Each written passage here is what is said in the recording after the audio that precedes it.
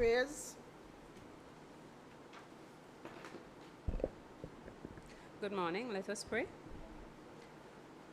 Almighty God, who in thy infinite wisdom and providential goodness has appointed the offices of rulers and councils for the welfare of society and the just government of man, we beseech thee to behold with thy abundant favors us thy servants whom thou hast been pleased to call to the performance of such important trusts in this our island. Let thy blessing descend upon us here in assembly gathered, and grant that we may, as in thy presence, treat and consider all matters that shall come under our deliberations in so just and faithful a manner as to promote thy honor and glory, and to advance the good of those whose interest thou hast committed to our charge. All which we seek in thy name, and for the sake of our Lord and Savior, Jesus Christ. Amen. Amen. Please be seated.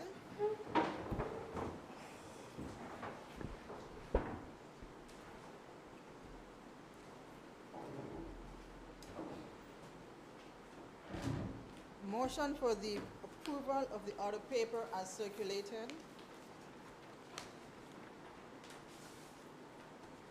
I recognize the member for Nevis 3. Madam President, I rise to move a motion for the approval of the order paper as circulated. Thank you. Is there a seconder? I recognize the honourable member for Nevis 1. Good morning, Madam President. I rise to support the motion to have the order paper as circulated approved. Thank you.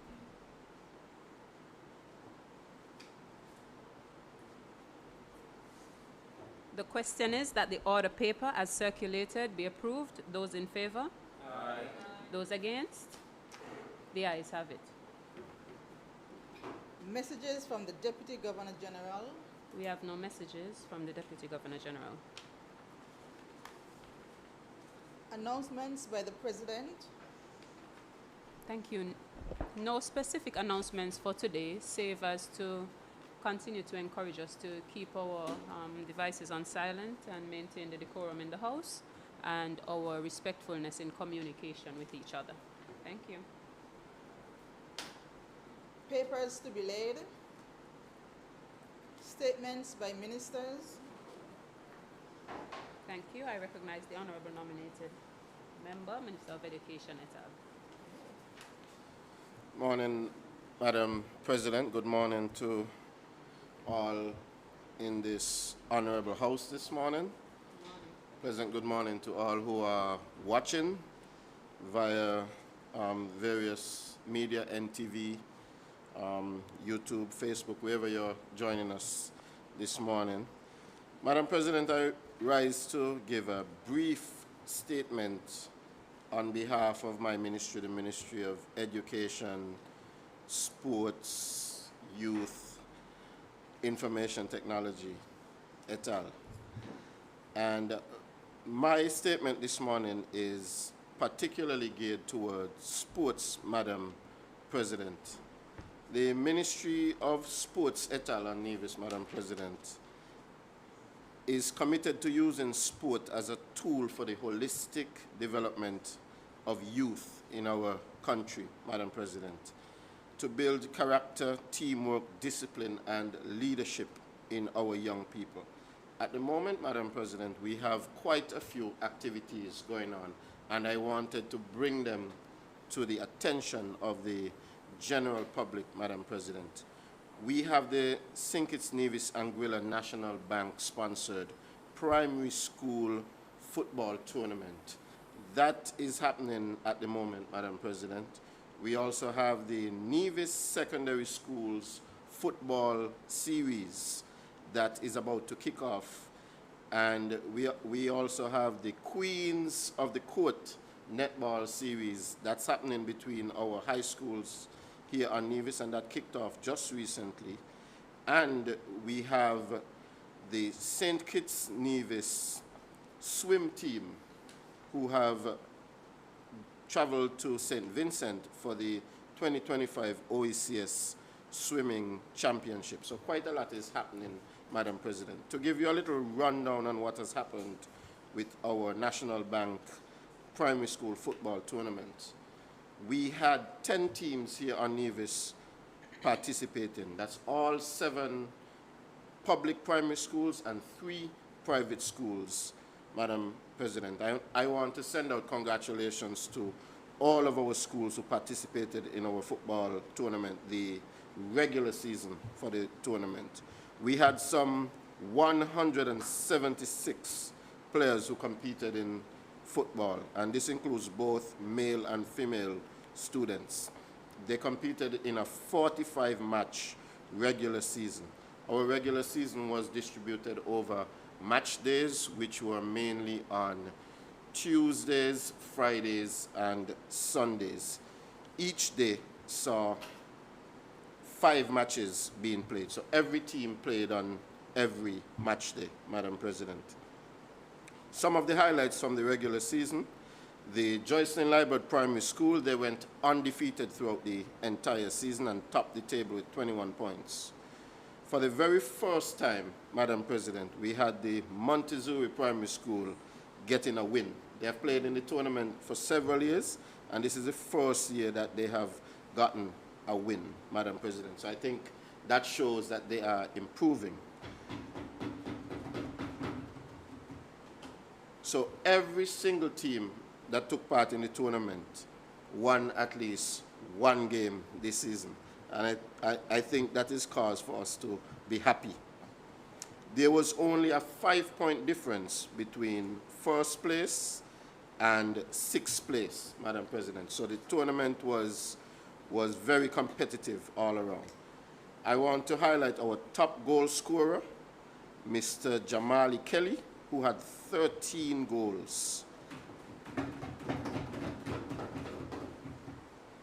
Our best offense, that's Joycelyn Liebert Primary. Our best offense and defense was the Joycelyn Liebert Primary. And they scored 25 goals overall and only conceded 3 goals throughout the entire tournament. I want to register our thanks to the St. Kitts Nevis Anguilla National Bank for their support, and also the general public for coming out in their numbers, Madam President. We had our semi-finals for that football tournament last week, Sunday, November 7th.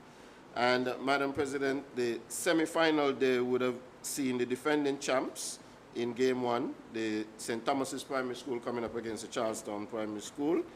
And the second game saw the Joycelyn Liebert Primary, our #1 seed, coming up against the Ivor Walters Primary.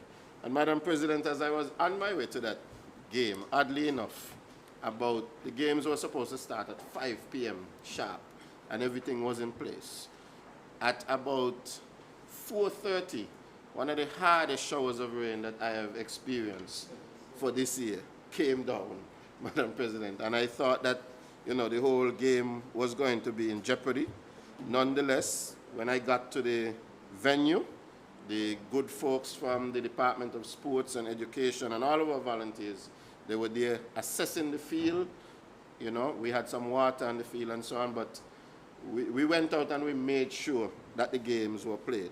So the semi-final games, they went on in spite of the weather, and we had in the first game St. Thomas's Primary School coming out victorious against the Charlestown Primary School. And in the second game, the Joycelyn Liebert Primary coming out victorious against the Ivor Walters Primary. So the finals are set, Madam President. The finals are set. And they're going to be this coming Sunday, November 9th. And the first game, we will have the 3rd place game. That would be the Charlestown Primary School versus the Ivor Walters Primary School. And then in the big final match, we will have the Joycelyn Liebert Primary School, our #1 seed, coming up against the defending champions, the St. Thomas's Primary School, Madam President. And the public has been coming out to support in spite of the showers of rain on Sunday gone. We had a massive crowd, but I am looking forward to an even bigger crowd for the finals coming up this Sunday. So I want to encourage all you folks out there in the general public, those of you who are there on Sunday, to come back. And when you come back, bring 2 other people with you. Bring people, let us come out and support our young student athletes, Madam President. So that's the big primary school football tournament, finals on Sunday. I want to encourage everybody to definitely come out and support. In terms of our secondary football series, Madam President, that series is something new for us here on Nevis, and it kicks off, today's Thursday, right? So it kicks off tomorrow, Friday, at the E.T. Willett Park, Madam President. And we are going to be having 3 games. The games start at 3 p.m., and that will be an under 14 game for males. And then at 4:50 p.m., we are going to have a female football game. That's between Gingerland Secondary and Charleston Secondary. And at 6:10 p.m., we're going to have the open males game. So it's going to be a packed afternoon of football. I want to encourage the general public, when you're done with work, don't go home. Come to E.T. Willett Park and enjoy some secondary school football. Come out and support our young people. There will be 2 other game days for this football, and they will follow the same pattern. They will be next Wednesday, the 12th of November, and then the following Sunday, the 16th of November, will be the final day for our secondary school football series. So remember, we're going to have the under-14s, then we're going to have the females playing, and then we're going to have the open males. So that's it for our secondary school football. And then, Madam President, we are doing our best to try to bring back netball. Netball was once a very popular sport in Nevis. And over the years, it has lost a little bit of its luster. But people still love netball, and we are doing our best to bring back netball. So the ministry has organized what we call Queens of the Court. And that's a netball series between the Gingerland Secondary School and the Charleston Secondary School. This tournament kicked off, today's Thursday, so it would have kicked off on Tuesday. And we had the 14 and under girls playing first, and then the open category. And these games were played at the Grell Hull Stevens Netball Complex. And again, Madam President, I think the games were supposed to start at 4:30. So right on cue, around 4:30, we started getting some showers of blessings that lasted for about a half an hour, of course, so we had to delay the games a bit. But nonetheless, we were able to have our first 2 games under the Queen of the Court netball series. And I must thank the general public. We had quite a lively crowd, not as big as the football, but a very lively crowd. And the games were very exciting. So I want to encourage the general public, those who came, to continue to come and to walk with somebody with you, because our young ladies could use all the support that they could get. I think the children, the youth, they operate a lot better. They play a lot harder when they see people in the stand supporting them. So I want to encourage the public to continue to come out and support. Those who haven't come to the games yet, we want you to come. The next game is going to be this coming Saturday evening, October the 8th, at 6:30 p.m. The first game is going to be at 6:30 p.m. That's going to be the under-14 girls. And then immediately following that game, we go to the open category. And then the last game will be next week, Tuesday, October the 11th. And the first game starts at 4:30. Oh, November. Sorry, I'm still living in October. My apologies. November the 11th. And that's going to be at 4:30 p.m. And since it's in the middle of the week, we're starting the games in the middle of the week a bit earlier, because we know our children, they have to go home and get their homework done and do their studies and ensure that they're doing well in their academics. So the games in the week are starting at 4:30, and the weekend game starts at 6:30, Madam President. So we are doing our best to try to bring sports to the center of what we're doing, Madam President. The last thing I'm going to update on is the 2025 OECS Swimming Championships, and those are going to be taking place this week in St. Vincent, starting from the 7th of November and going until the 9th of November. We have a 14-member team, Madam President, that's traveling from the Federation. They left this morning to head on over to St. Vincent with, I would say, some good support from the Nevis Island administration. We were able to, the Swimming Federation would have made a request for the government to give some financial support, and we were happy to do so, Madam President.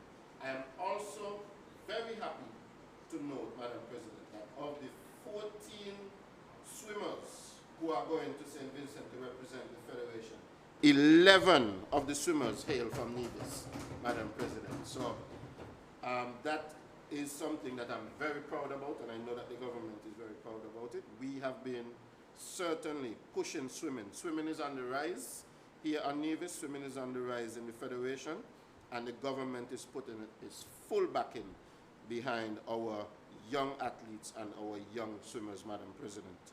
Of course, Madam President, our government remains focused on a broad-based sports development. We want to ensure that every single child, every boy or every girl has an opportunity to play, to grow, and to excel. We continue to seek partnerships with those in the business community to come on board and to assist us. Of course, we can't do any of this if we don't have funding.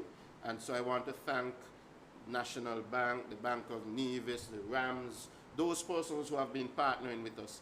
And I want to encourage other business entities to come on board and partner with the Ministry of Education and Sports as we seek to develop our young people here on Nevis. Your support, of course, could be the big difference between our young people excelling and not doing so well. I also want to thank the general public for their support for all of our activities, and I want to encourage other persons out there in the public to come on board with us and help us as we develop our young people here on the island of Nevis. Together we are really shaping the future of our young people, and everyone is needed, and every little bit helps, Madam President. May it please you. Thank you. Thank you, Honourable Member.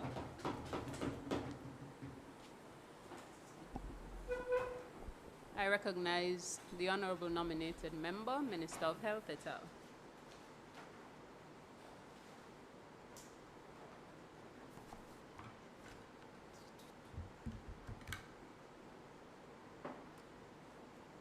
Good morning, Madam President, Good morning. members of the government benches, members opposite, members, individuals in the gallery, viewers and listeners online. Madam President, I rise to make a statement. I will not say brief today, although it may be brief, but I will not tie myself into that. So I rise to make a statement regarding some of the aspects that are taking place within my ministry. I want to begin first by acknowledging that we're in the month of November. So we are celebrating International Men's Month. And so I want to celebrate all the men in the room, all the men on the island, and all of our boys who are growing and working towards becoming excellent men. I'm surprised there are no claps for that because we have so many men on the government benches.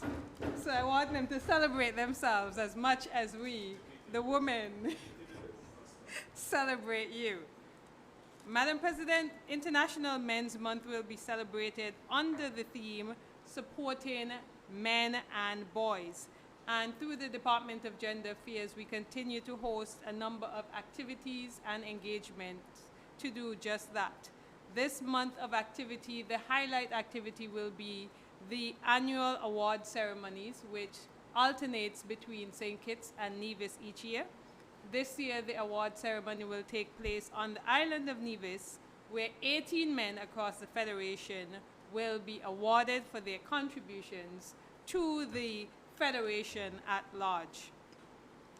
Madam President, this will also be complemented by a number of activities such as podcasts, workshops, etc., to continue to engage our men and our boys. I would like to turn from that aspect, Madam President, and give a notice that was given to me by the Solid Waste Management as we continue our efforts towards keeping Nevis clean. Currently, we are engaging in a project at the Solid Waste Management Corporation where we are compacting the scrap metal there and exporting them off of the island of Nevis. And thus, in order to complement that activity, we have come up with an amnesty period to help our population to contribute in a meaningful way and showing that we are also supporting the cooperation. So the public notice, Madam President, as part of the ongoing scrap metal initiative, the Nevis Solid Waste Management Authority announces the launch of a vehicle disposal amnesty program. This initiative allows owners of derelict, abandoned, and unlicensed vehicles to voluntarily dispose of them without any penalty during the designated amnesty period. The purpose of this amnesty is to support our current scrap metal program by promoting a safe, legal, and environmentally friendly way to remove these vehicles. So in terms of eligibility, all vehicles that are no longer in use, they have to be unregistered and in breach of general roadworthiness. So these vehicles are eligible for this amnesty. This period will run from November 10th, 2025 to January 31st, 2026. For further information on this, we can of course call the Nevis Solid Waste Management Authority at 469-1762.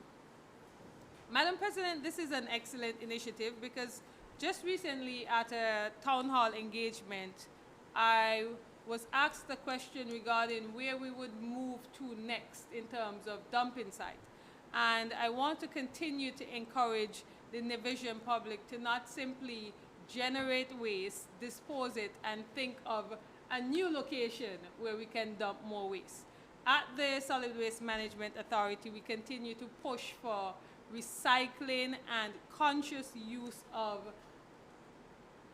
all the byproduct of the products that we use in society. So we are encouraging a lot more recycling programs, and this is one aspect of that. So instead of having all of these derelict vehicles, scrap metals piled up on the island, we are baling them, compacting them, and removing them from the island of Nevis, Madam President. Madam President, I did mention that I may be brief, and so I will actually be brief this time, even though I didn't commit to that. But may it please you, Madam President. Very well, thank you. I recognize the member for Nevis 3.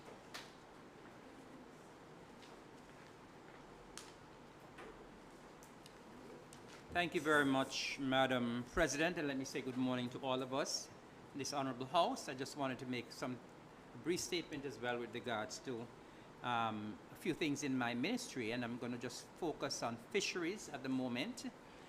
This month of November is Fisheries Month, and we are asking all of us to support our fishermen, and the month is being observed under the theme, Sustaining Our Seas, Supporting Our Fishers. And of course, it's going to go for the entire month of November. And so we have a number of activities throughout the month. We have seafood specials during the entire month. So local hotels and restaurants will be featuring dishes with freshly caught seafood. We also have Fishers Appreciation Tuesdays, where every Tuesday at the Fisheries Complex in both St. Kitts and Nevis, fishers can get free ice. We have some other events. On this past Sunday, I would have attended a church service at the Antioch Baptist Church in St. Kitts. What we do, the Department of Marine Resources collaborate with the department in St. Kitts, and so what we do, we alternate in terms of the church service. Last year, the church service was held on Nevis, and this year we journeyed to St. Kitts to join the Marine Department there for the church service on St. Kitts. And so we had a good service there at the Antioch Baptist Church on Sunday. The next activity will be a workshop on value-added products, and that will be held in St. Kitts, and that will be on Wednesday the 12th of November. Then on Friday the 14th of November, we will be having a coastal cleanup and mangrove planting. The coastal cleanup will be done here on Nevis. It will be done at the Jessops Beach, and it's dubbed Sandy Hands, Clean Hands. It starts at 9:30 next Friday, and so we're asking for volunteers to come out and support the beach cleanup. For more information, you contact the Department of Marine Resources there at Prospect. Of course, we know that a lot of littering takes place on our beaches, and what happens is that when the litter is on our beaches, most of the times it ends up in the ocean. And of course, we know what has been happening with litter in the ocean. It's causing damage to our coral reefs. It's causing plastics to build up in the ocean. Our fish and our other marine species consume those microplastics, and then we in turn consume those marine species, and then we get microplastics in our systems, which you understand are carcinogenic and can cause cancer. And so any beach cleanup that is announced, we should try as much as possible to support it. So I'm asking members of the general public to support the beach cleanup at Jessops Bay next week, Friday the 14th of November. On Thursday the 20th of November, we have a workshop on fish handling, storage and marketing. That takes place on Nevis again, and they will be doing numerous things with regards to handling, storage and marketing, including mastering the art of cleaning fish. I know some persons do not like cleaning fish because you can get a lot of injury from cleaning fish. So if you want to know how to master the art of cleaning fish and other aspects of fish handling and storage and marketing, you can contact our Marine Department in both St. Kitts and Nevis, and you can register for that workshop taking place on Thursday the 20th. On Friday the 21st, it is World Fisheries Day, and we'll have messages from both the ministers in Nevis and in St. Kitts. We'll have Fishers Appreciation and Fun Day as well, and that day, please mark it on your calendar. It is Wear Blue Day to support our fishermen and in support of our oceans. On Saturday the 22nd of November, we have a fishing tournament at Old Road in St. Kitts. On Tuesday, November the 25th, we have fisheries, something that is called fishery storytelling with some primary schoolers in both St. Kitts and Nevis. And then we climax the month-long activities with a fish fry at the Fisheries Complex on Nevis on Friday, the 28th of November. So that is in a nutshell, it's what will be taking place for Fisheries Month. Once again, it's being observed under the theme, Sustaining Our Seas, Supporting Our Fishers.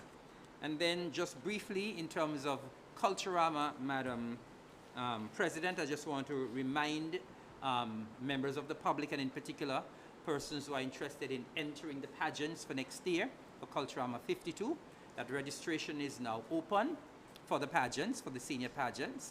The deadline for receipt of entries for Miss Culture is Friday, December the 12th, and the deadline for the receipt of applications for Miss Culture Swimwear and Mr. Cool is also on Friday, December the 12th.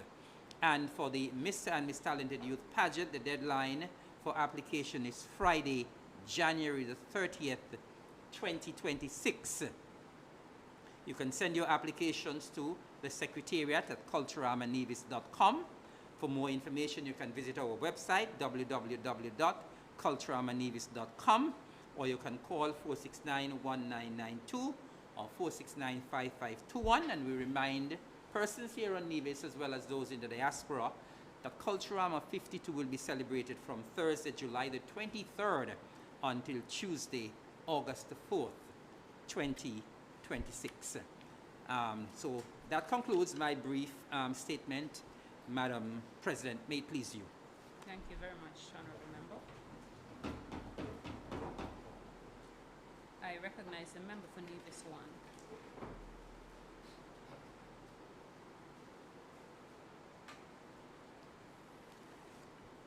Thank you very much, Madam President, and a very pleasant good morning to you and members of this side of the House, members opposite, those who are listening via the various platforms, and those who are viewing as well via the various online platforms. Madam President, I want to make what I would hope to be a very brief intervention as it relates to two areas under my purview, one under water and one under the Nevis disaster management. I want to start, Madam President, with what I would call some not so good news as it relates to the well site in the Braziers area. Madam President, we were able to attain the depth that we had targeted in Braziers, and we encountered what appeared to have been some very unpleasant scent and smell coming from that well, Madam President.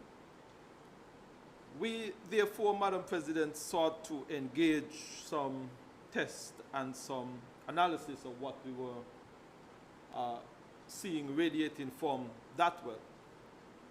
And an inspection was done, Madam President, in two parts. One of a chemical reaction observation and one of what we call a meters monitoring mechanism. It was revealed, Madam President, that we were finding that there were some chemicals that were radiating from that well. We saw carbon dioxide, carbon monoxide, sulfur dioxide, and one of the good ones, oxygen. We also saw some volatile organic compound, Madam President, coming from that well. It was generally felt, and Madam President, let me make it very clear, these were in very limited and low concentration. We ensured, Madam President, that we engage in all of the necessary safety measures, in all of the necessary mitigative procedures to ensure that there were no contamination, Madam President, to the area or to the workers who were engaged in the drilling exercise. Madam President, we took a decision that we would seal that well to ensure that there were no escape in the environment, that there were no contamination that were radiating in the environs. So that has been done, Madam President. It is a bit unfortunate, Madam President, because as we seek to pursue our water exploration exercise here on the island of Nevis, we were very hopeful that in the Braziers and Hamilton area we would find another high-yielding well, but that did not turn out to be the case, Madam President. I am, however, happy to report that the drillers are now back in the Descents area, where, based on the geological data, they are hoping that the Descents area would prove to be much more successful as they continue that exercise, Madam President. Madam President, I will turn very quickly to some development in our Nevis disaster management. And I am extremely happy to report, Madam President, that the Nevis disaster management is the recipient of a US $24,500 grant under the United States Southern Military Command, or SOUTHCOM, minimum cost project. And Madam President, why is this important with all that is happening in the United States when we are hearing that the US government is actually shut down?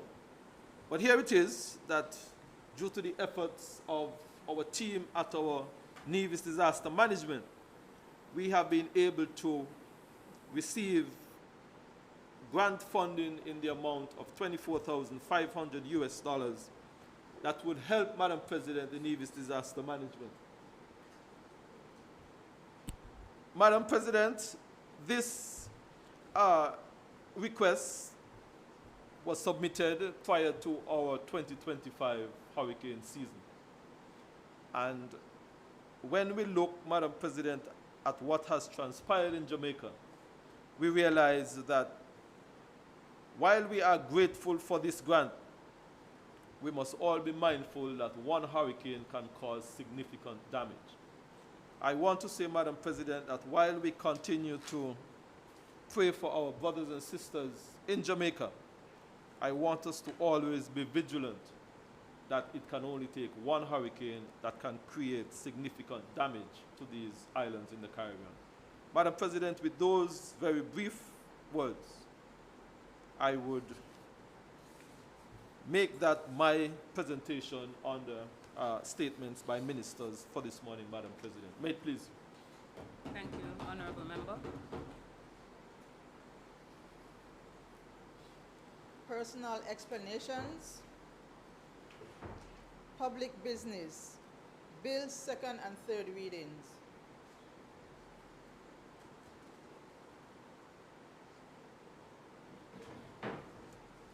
I recognize the member for Nevis 2.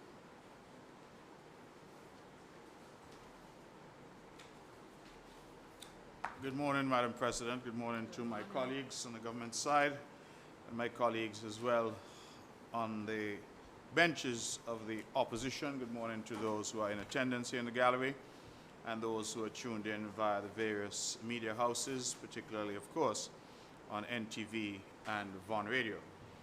Madam President, I am hopeful that the business today might be brief, and I stand to move that the bill shortly entitled Nevis Limited Liability Company Ordinance Amendment Bill 2025, which was read for first time on 25th of September 2025, that it be read a second time, and to initiate, Madam President, in my capacity as Minister of Finance in the Nevis Island Administration, the necessary debate on the matter. And so with your leave, Madam President, I will commence the debate on this very brief amendment.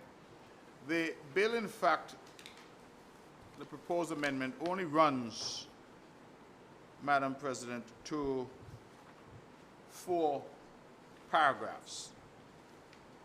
There's a short title, there's the interpretation, and then the meat of the matter is contained within Section 3 of the Nevis Limited Liability Company Ordinance Amendment Bill. And let me read it into the record, since it's so brief, Madam President, with your permission. It says here at Section 3 that we are seeking to amend Section 67A of the Principal Ordinance.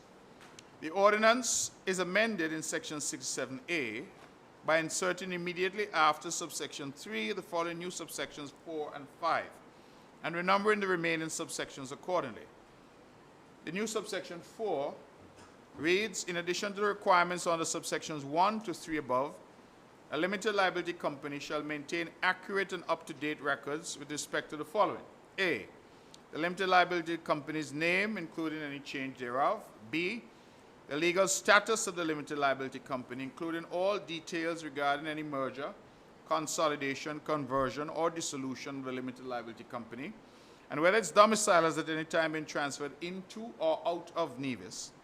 C, the address of the registered office and name and address of the registered agent. D, the limited liability company's basic regulating powers, including its operating agreement, if any, and any amendments thereto. And then a new section, subsection 5. A limited liability company shall cause any changes to the matters referred to in subsection 4 to be promptly recorded in its books and records and where required by this ordinance, filed with the Registrar of Companies. Now, I want to pause there to say to the House and to the Nevisian people that the island of Nevis has been engaged in the financial services business now since 1984, so when we had our first bit of legislation. And we have continued a process, Madam President, of innovation, but also a process of evolution. And we have come to this House time and time again to seek to amend and to make better legislation that we have on the books as and when required, either by new industry standards or sometimes, as in this case, by indications by these various regulatory agencies, regionally and internationally, that these changes are necessary. Now, what are we trying to do here, Madam President? And when we get to the other bill, hopefully at some point today, we'll have a similar presentation. Because all that we're trying to do here is to ensure that the financial services sector in Nevis remains fit for purpose, remains cutting edge, and remains compliant with international standards.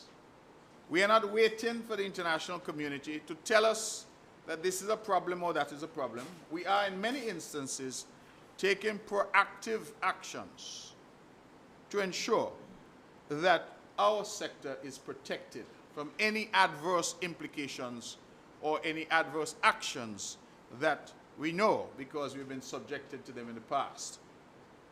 Now, Madam President, one of the main issues that the international community and the regulatory agencies, such as the Financial Action Task Force, the Caribbean Financial Action Task Force, the OECD, and others, one of the things that has kept popping up in these various evaluations that are done is the need for information.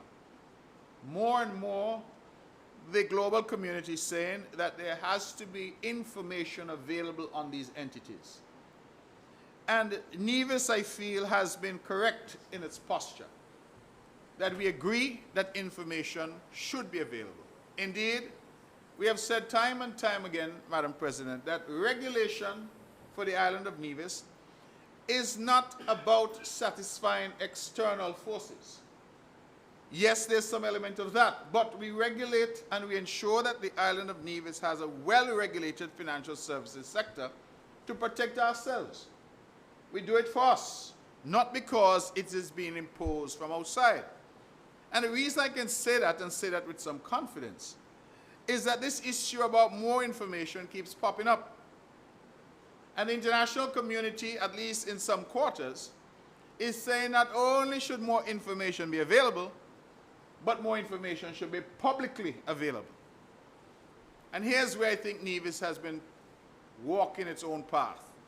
Nevis is saying, yes, more information should be available, but that information should not be publicly available. That's the stark difference in approach. The UK, for example, has sought to impose on its overseas territories, many of whom are colleagues in the financial services space, British Virgin Islands, Bermuda, Cayman, Turks and Caicos, Anguilla, as the case may be, a requirement that they not only keep information, but that they make it publicly available. Those overseas territories, we know, are fighting that battle. Nevis has said that the correct approach is to keep that information, ensure that the information is available, but the information ought not to be public, but should be kept and be available to those who have a legitimate interest in that information. And who has a legitimate interest? For example, Madam President, law enforcement. If the FBI, if the IRS, if Scotland Yard, if some agency were to say to us that we are investigating so-and-so and we therefore need information on so-and-so, this amendment, as we have done in the past, is ensuring that that information is somewhere and available. And that somewhere is with the registered agent. Registered agents, as we know, are kept to a very high fiduciary standard. They're vetted, they have to be licensed, and we feel that those who are registered agents on the island of Nevis who offer financial services to the world are of the required probity. They operate with good faith and with professionalism. And we as a government and as policymakers feel confident that they have the capacity to maintain the information that may be required in the event of some investigation or some concern, whether locally by our own authorities or regionally or internationally. And so I just want our people and the House to understand the framework that we've created in Nevis, Madam President, is not to create and have information deposited so that every Tutmun, Samambagai, every busybody, everybody who wants to know what the member opposite owns and whether she has a company or not, or members of the government and they want to know. No. We're saying that there's still value in people's financial information being private. Where we feel that our obligation lies to ourselves, first and foremost, and to any concerns that the regional or international community may have, is that that information is deposited somewhere and is available for those who have a legitimate interest in seeking it out. And so, Nevis is not a bastion for people looking news. It is not for busybodies to try to figure out who has what. That is not our purpose. We are a serious financial services destination. We are offering world-class service and facilities to the international community.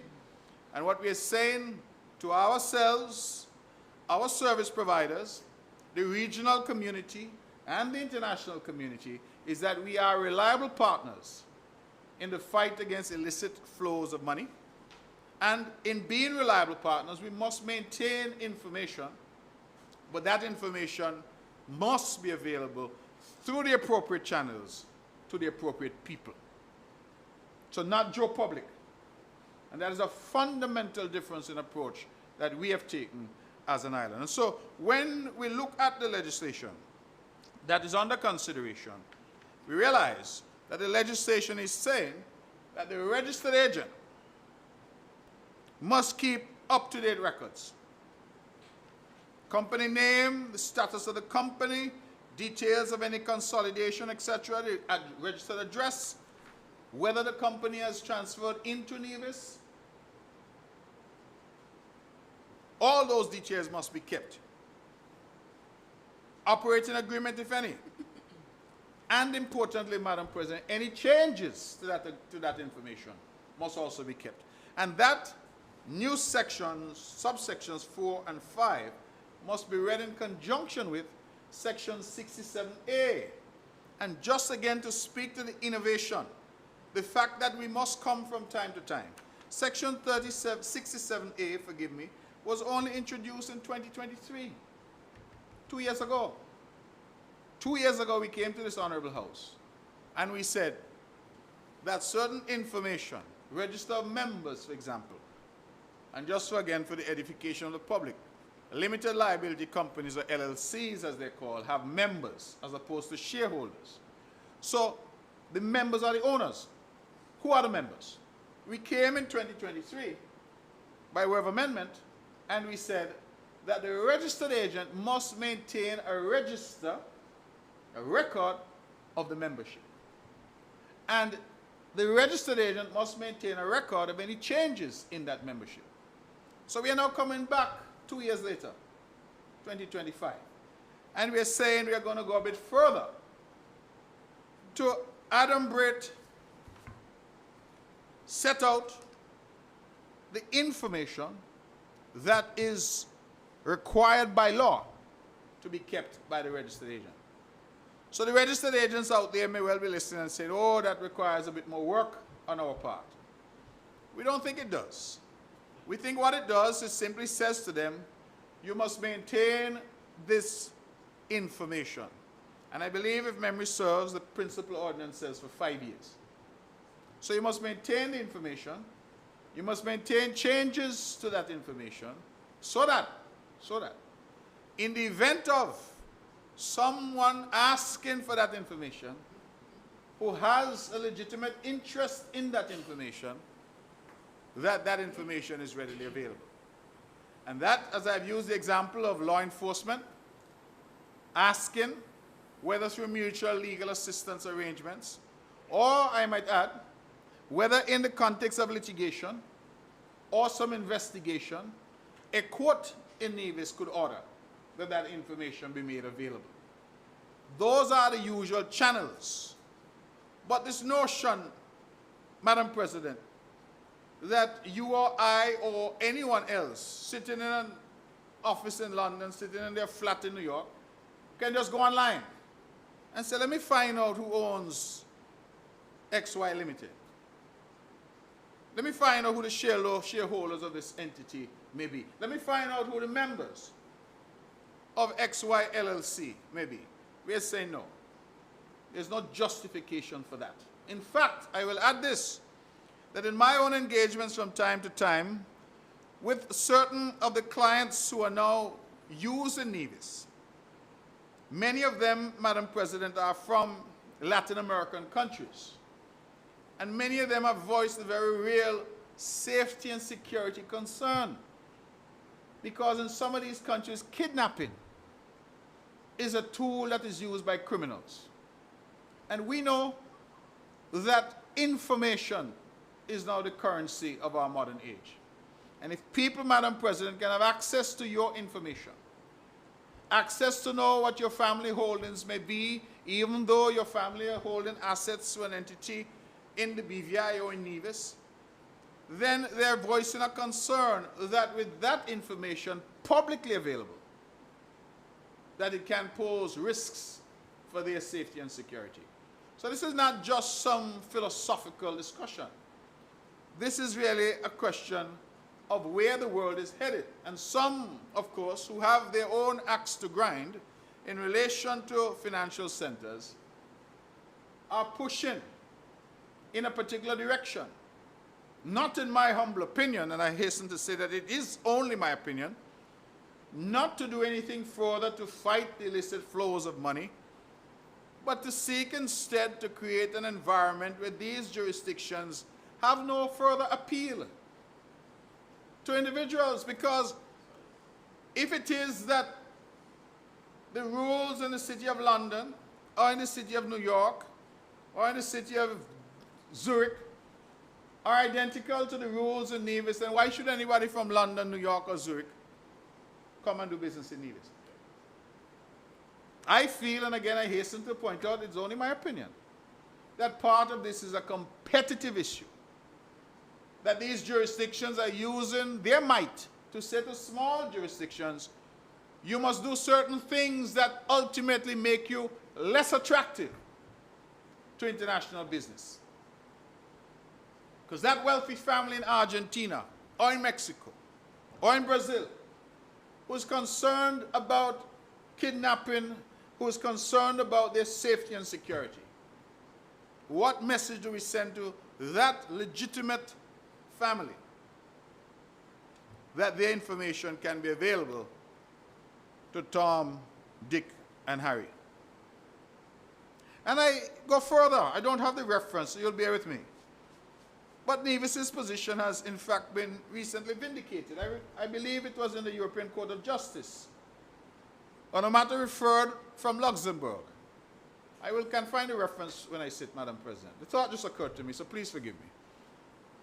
But in that matter, again, the issue of open registers.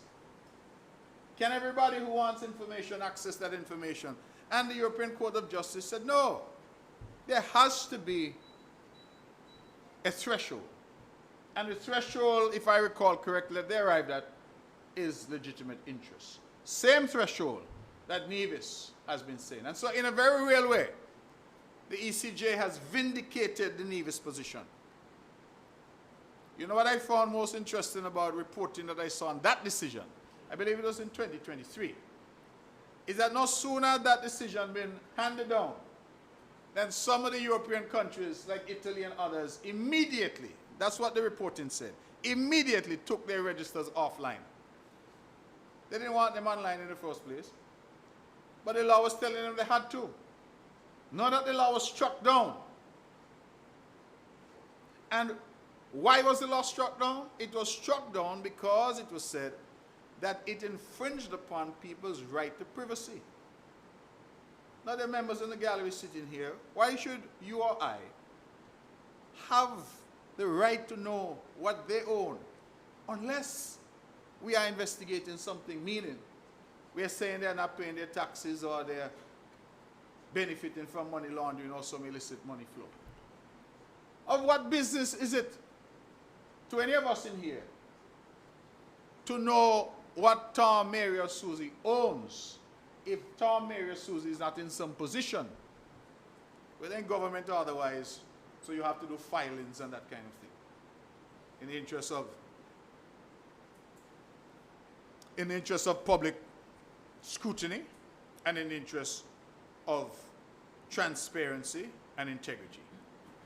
We're not talking about that here. We're talking about ordinary business people, families who have family offices, who are setting up structures using Nevis, and they want to know that their information is secure. So, perhaps I've gone on a bit long, just to make the point, that we are saying as a responsible financial services center that it is necessary that we have information on the various entities established in Nevis.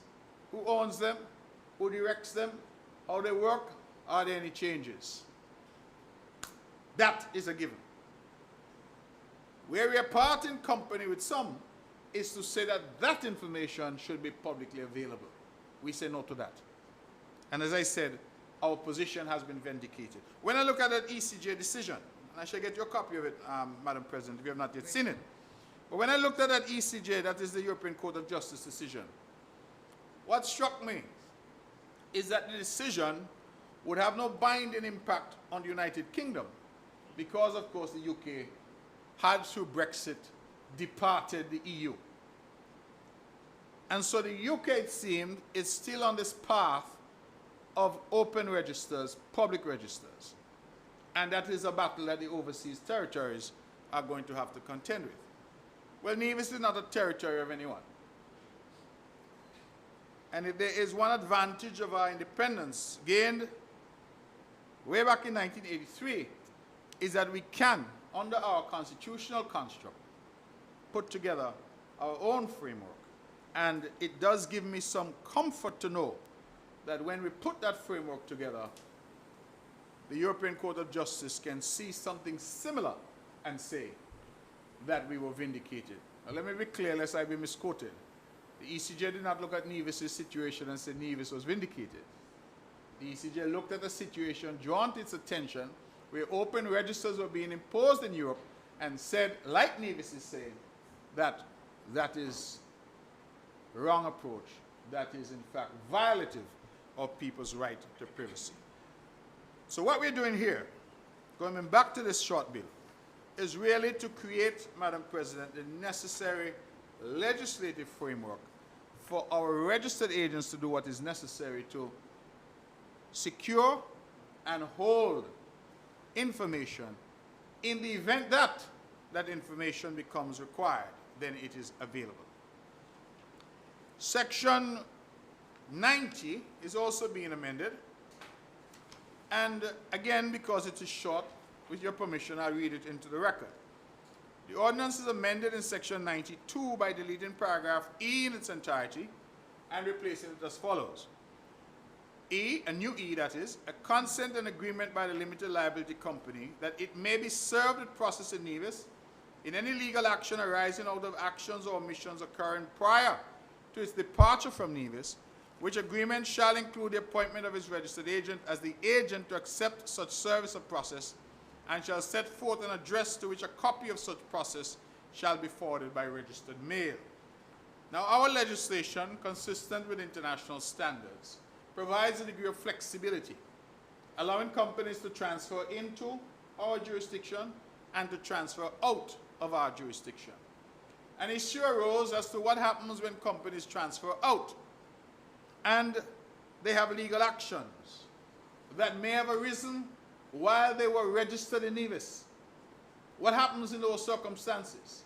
Can, for example, a clever company say, well, we were in Nevis, we did something untoward, we are now being sued, let us transfer to the Cayman Islands, let us transfer to the Isle of Man.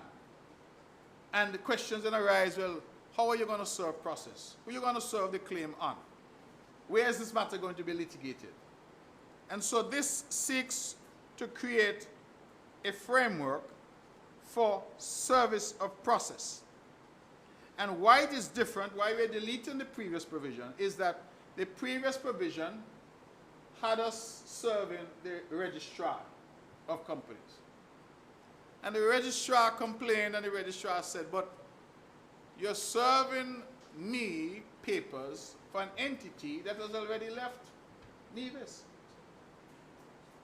And so we are saying, no.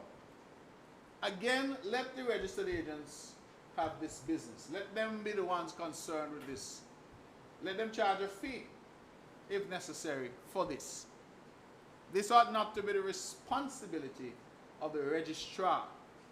And so this section 90, the new E to section 90, that is, it would be section 92E. What it simply does is changes the responsibility for accepting service or process from the registrar to the registered agent. Hope I had that correct, Madam Legal Advisor. That is where we have decided to head with that. And so the registered agents, again, Madam President, can now charge for that service. They have another avenue that they can create fees, because any company that is leaving the jurisdiction must now have in place a mechanism to allow them to be served within the jurisdiction in accordance with the law.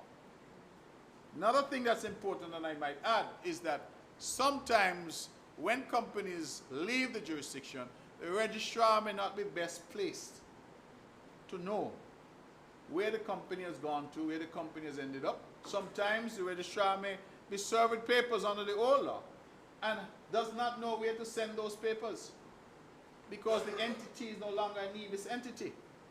We are saying to the registered agent, you're in that business, that is your business. You're in the business of providing services to clients. So if a man hires you to set up a company, and then that man tells you he's going to transfer the company, you should be the entity that accepts service and that ensures that whatever post-exit procedures have to be engaged in, that's a matter for the registered agent and for the registered agent to earn, if necessary, from so doing. So we're merely trying to ring fence the registrar of companies, take the registrar out of the mix and leave that to the private sector as we feel it ought properly to be. So those are really the two very brief amendments, Madam President, and I wish this bill safe passage through this Honourable House. Thank you very much. I recognize the member for Nevis 3.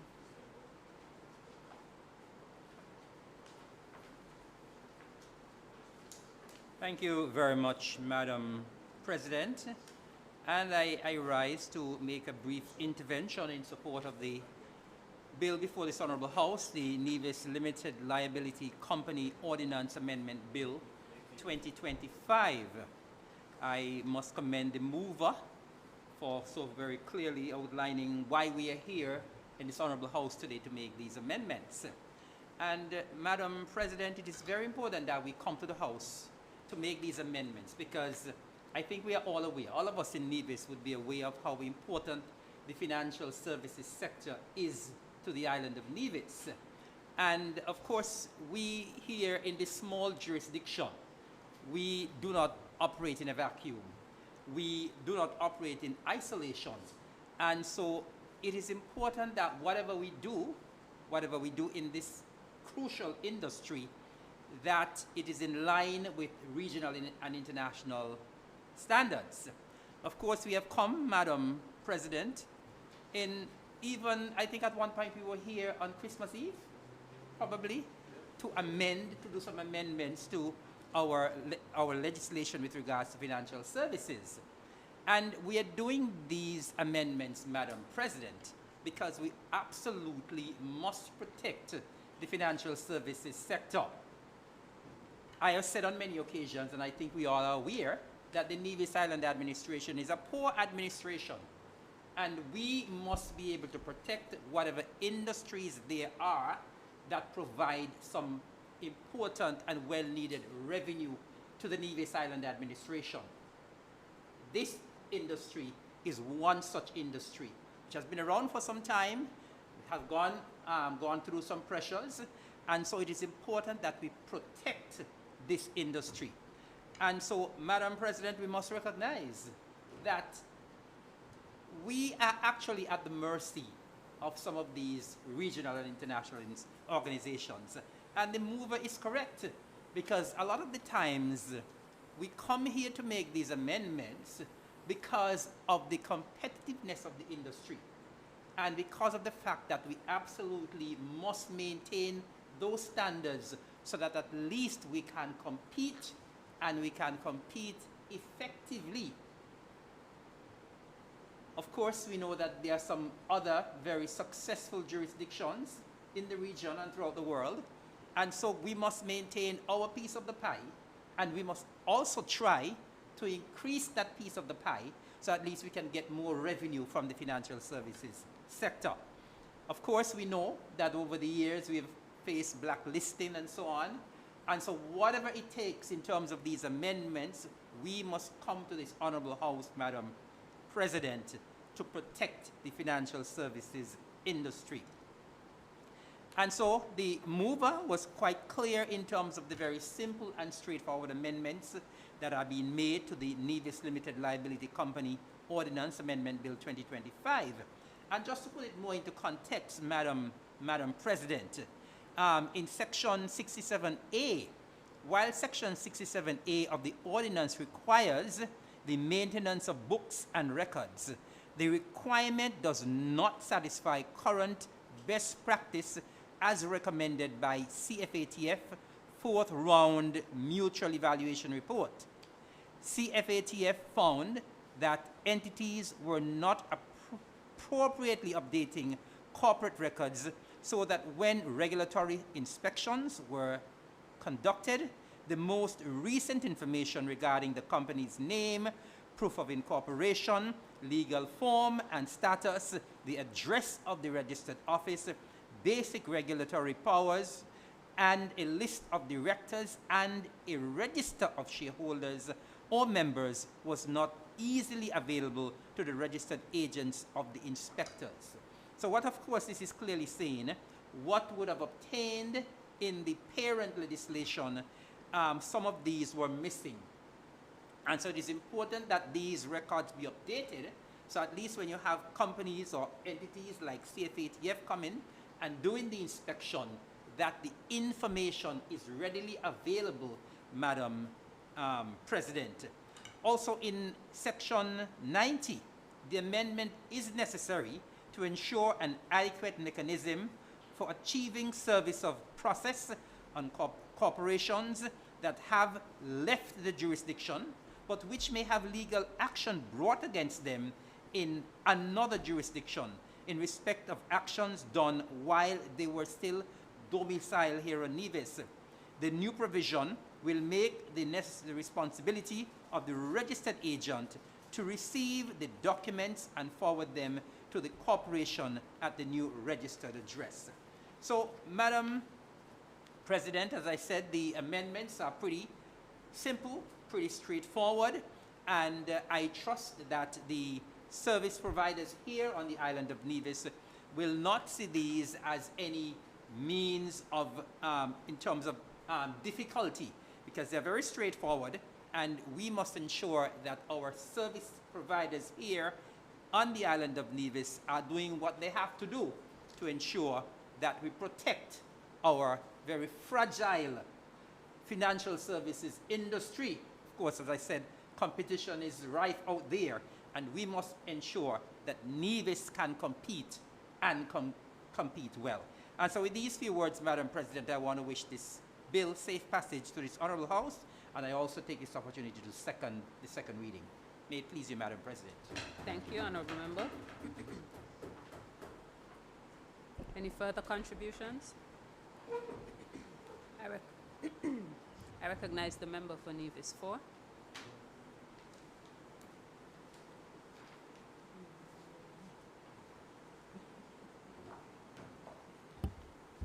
Good morning, Madam President, Good morning.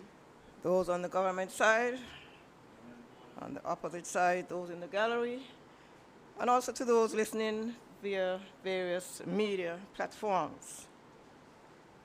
Madam President, as indicated earlier, this is a very brief amendment, and seeing that it is based on the existing ordinance, there isn't really much concern. I would raise, however, that it is important to note that the first reading of this amendment would have been on September 25th, and we're here today on November 6th, which would have given the public and others a reasonable amount of time, I think, to make contributions. I am hopeful, Madam President, that all bills presented with similar or more impact would consider the duration of time, considering that we have seen some bills pass through rather quickly and given limited amount of time for input and recommendations. Madam President, the Nevis financial services sector has been around since 1984, built on a solid foundation, and I can appreciate the need to make amendments from time to time to expand and to diversify the products. I would add that we would have seen the online gaming ordinance, we would have seen the limited partnership ordinance, and I dare say that these amendments, I think, were possible and could be effective because they are based on the solid legislative framework that was put in place back in 1984, and the amendments as we have seen going forward.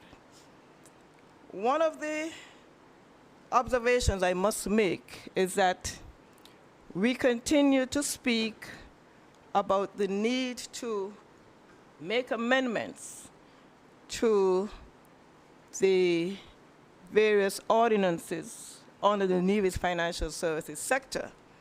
And one of the reasons given has to do with regional and international regulations and requirements. And while we continue to build and expand on this sector, we must also recognize that at some point we would need to minimize our vulnerability and our exposure to external regulations in that regard. And so it was interesting to hear the mover of the bill speak this morning with regards to the fact that Nevis is not dependent on anyone. And so we are able to maintain a certain level of privacy with regards to the information that must be gathered. And that is important to a certain extent. In the financial services sector, we know that the information must be available. However, it seems, Madam President, that this need for protecting information seems to be moving outside of the financial services sector, and the availability of information in other areas seem to be limited. And so I would want to say this morning that while I can understand the importance and the need to protect certain information within the financial services sector, I would just want to note that that should not be the modus operandi for government when you look at different sectors where information is needed. Madam President, I would reserve my additional comments for when the other bill, which is very similar, is read, and I would add at that time. May it please you, Madam President. Thank you, Honourable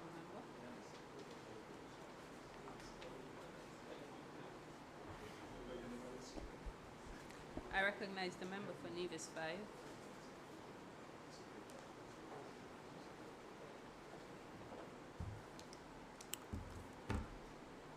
Madam President, members of this Honourable House, persons in the public gallery, members of the media, those listening and viewing via social media, I bid you all a pleasant good morning.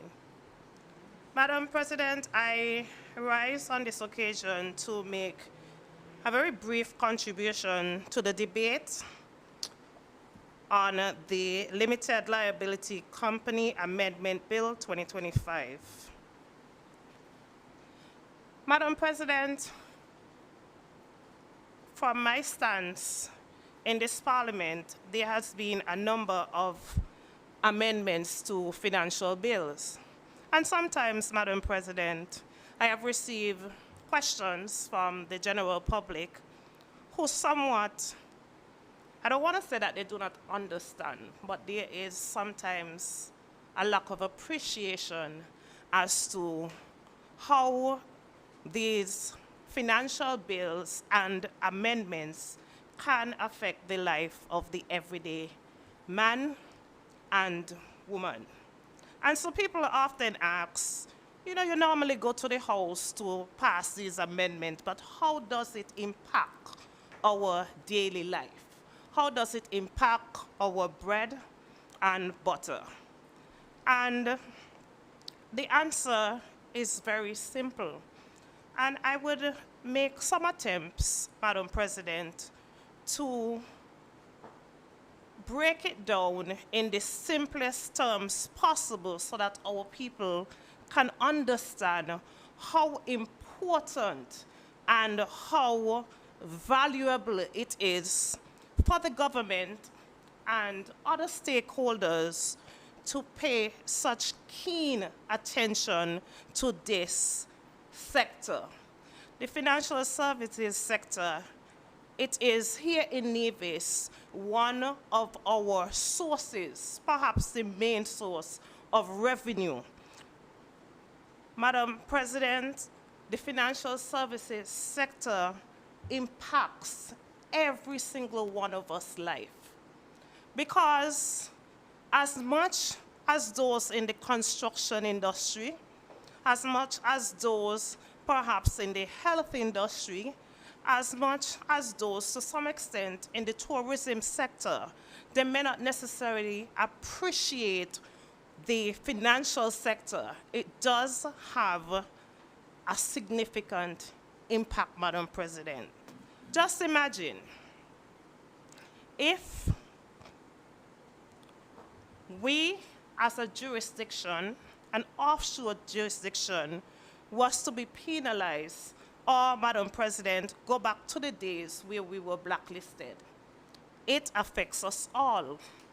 It affects the banks, Madam President, because certainly one can appreciate the difficulty in being able to do banking, international transactions with persons and companies abroad.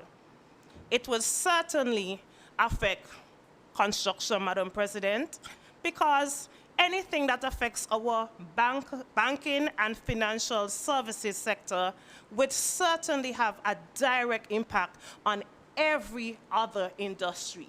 So I want our people to understand that the purpose of these amendments, the purpose of putting this legislative framework in place is simply to protect not only Nevis as an offshore jurisdiction, but to protect every single one of us. Because none of us want a situation where we are unable to have access to revenue, where we are unable to have access to our finances that are reserved in banks, or even, Madam President, where our reputation as a jurisdiction suffers tremendously because of our failure to put the necessary legislative framework and policies and procedures in place. So I just want everyone to be rest assured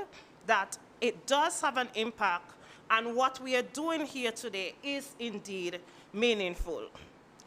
Madam President, this bill, though short in length, is significant in strengthening the corporate regulatory framework that underpins our international financial services sector. The amendment to Section 6A reinforces the duty, Section 67A, thank you, Madam President, reinforces the duty of every limited liability company to maintain accurate, current, and transparent records regarding its legal status, registered office, and operating structure. These requirements are not mere administrative formalities. They are essential, Madam President, in safeguarding and promoting accountability, traceability, and good corporate governance. Madam President, I go further to the amendment to Section 90. This also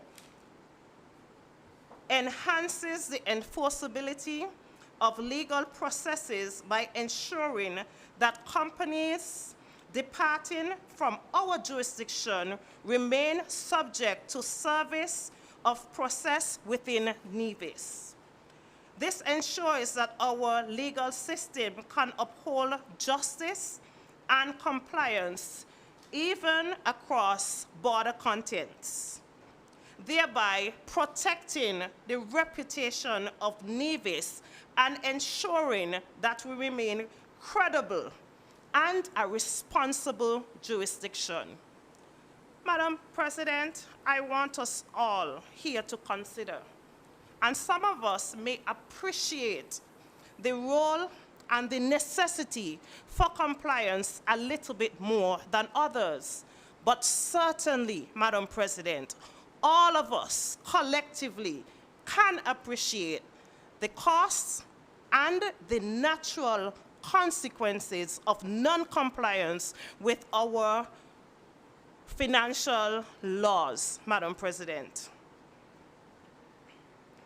I wish to say that these measures contribute to transparency.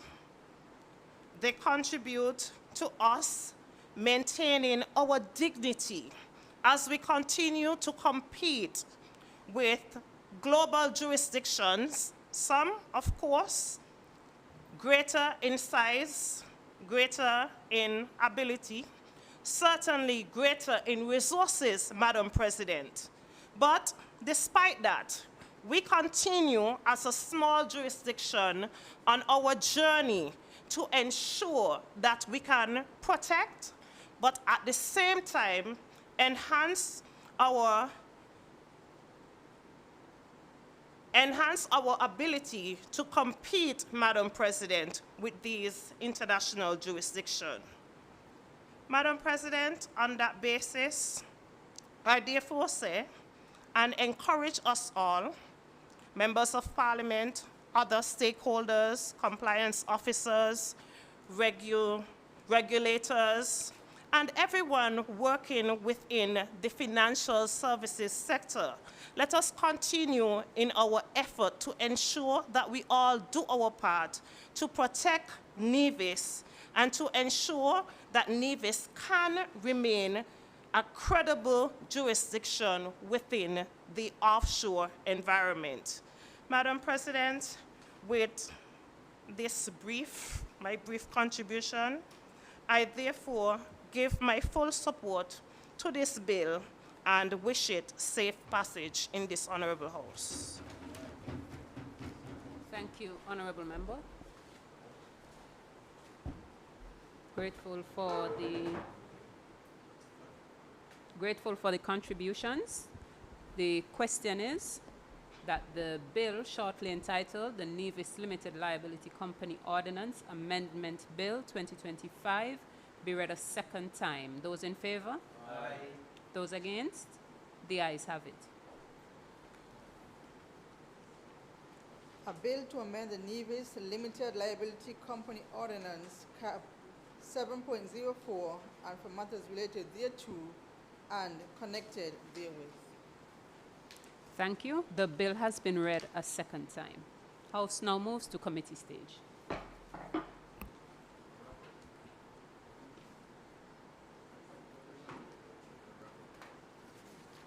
I didn't.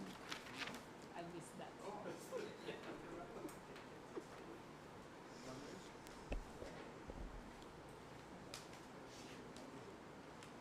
If you would.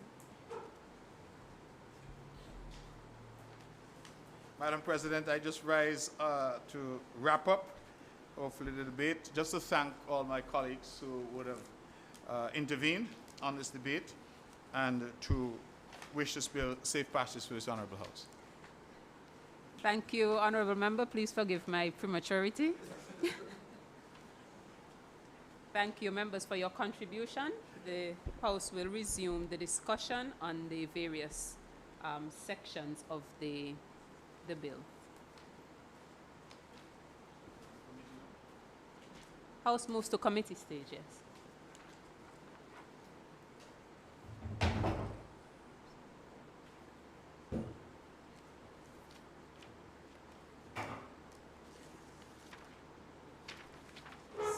Sections 1 to 4. The question is that sections 1 to 4 stand part of the bill. Those in favour? Aye. Those against? The ayes have it. Enacting clause. The question is that the enacting clause forms part of the bill. Those in favour? Aye. Those against? The ayes have it. The title. The question is that the title forms part of the bill. Those in favour? Aye. Those against? The ayes have it. That concludes the provisions. That concludes the provisions in the bill, and House will resume its sitting.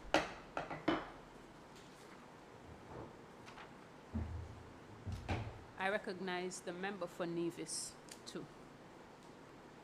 Madam President, I'm pleased to advise that the bill shortly entitled the Nevis Limited Liability Company Ordinance Amendment Bill 2025 has passed through committee stage without amendments, and I therefore move that the bill be read a third time and passed into law. Thank you. I recognize the member for Nevis 3. Madam President, I rise to second the motion.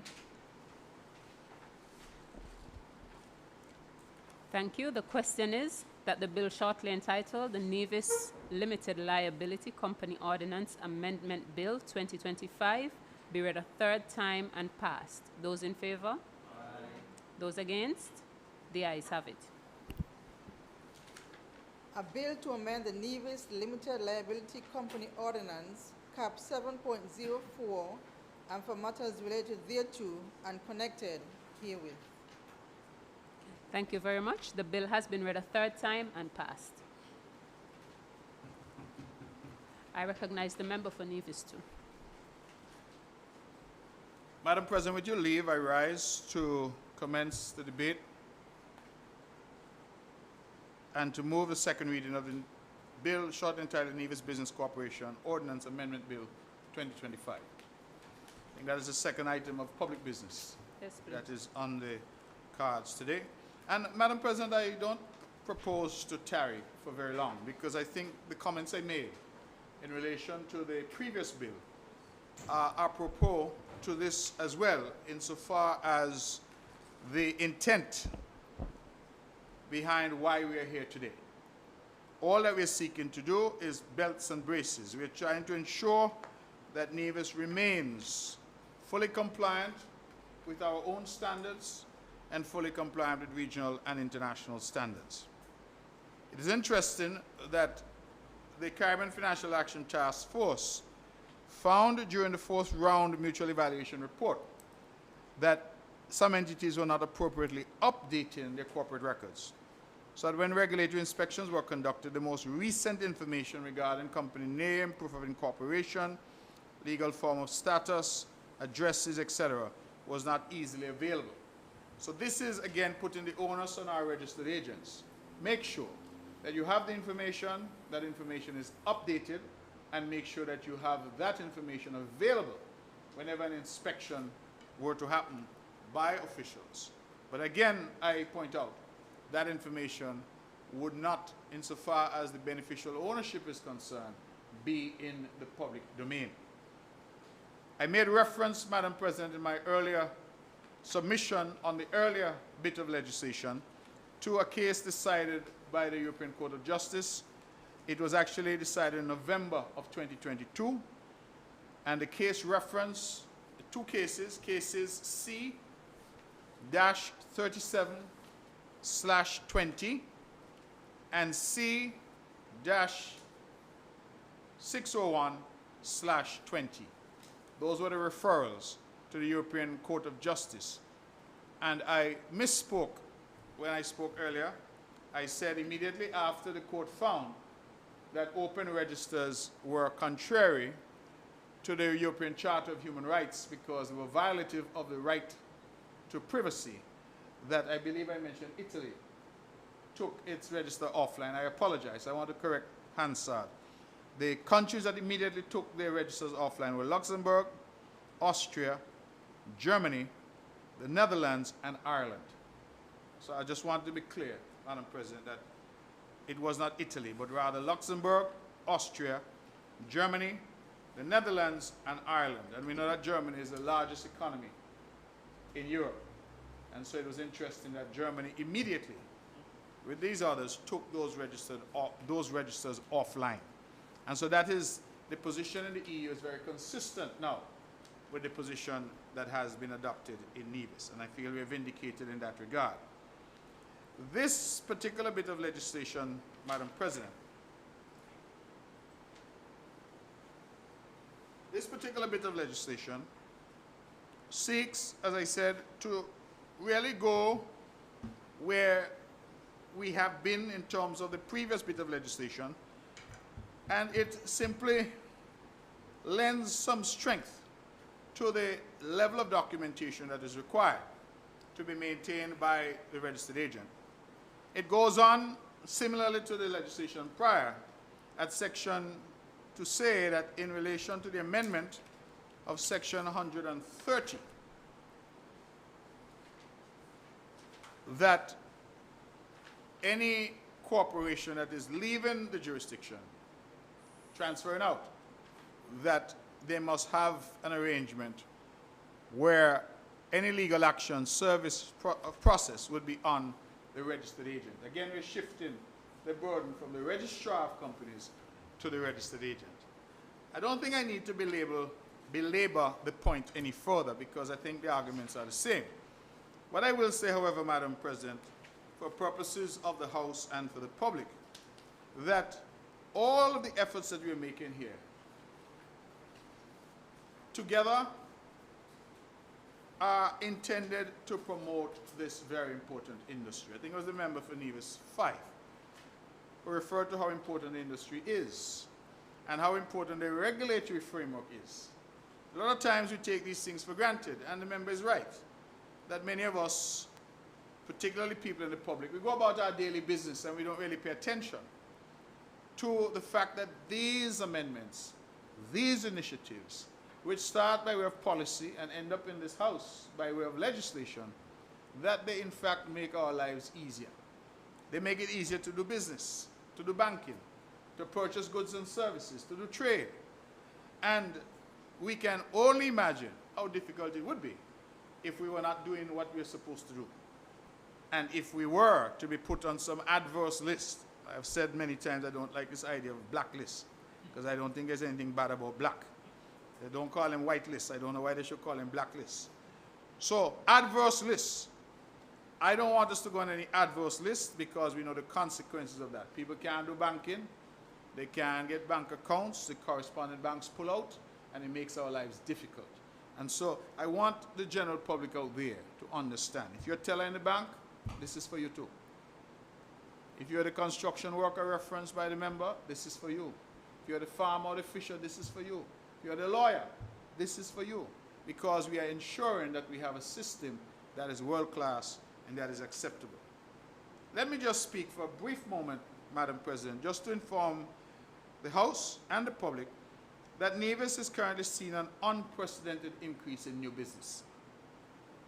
We have seen some recent statistics that tell us that we have registered 33.79% growth in new business in 2023 over 2022. Now, I confess that that fell by 10.65% in 2024, but we have roared back in 2025. And currently, certainly as of September, we were on pace to achieve over 30% growth in 2025 over 2024. I wanted to say that because my charge to the team was that we need to grow the sector by 50% over 3 years. The team has so far managed 30 or thereabouts percent. So we have work to do.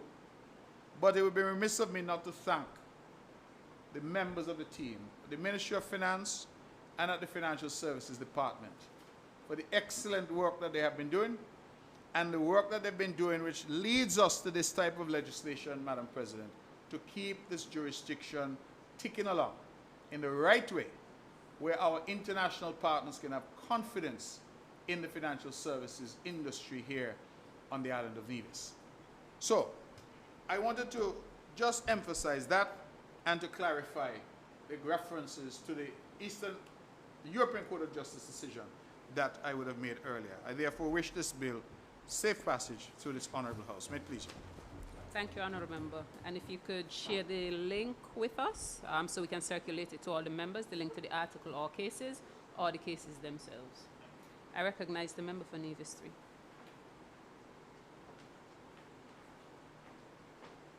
Thank you very much, Madam President. And I too will be very, very brief because the amendments here are quite similar to the previous bill. The amendments to this bill, the Nevis Business Corporation Ordinance Amendment Bill 2025. I just want to underscore all of what was said by the mover of the bill.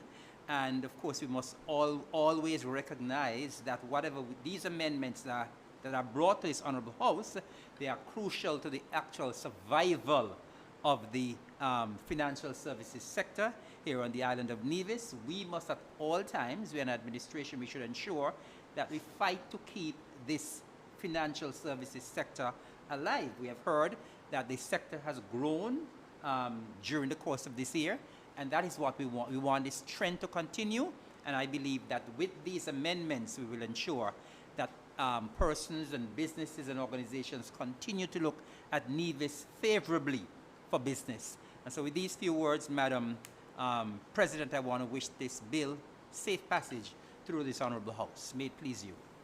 Thank you, Honourable Member.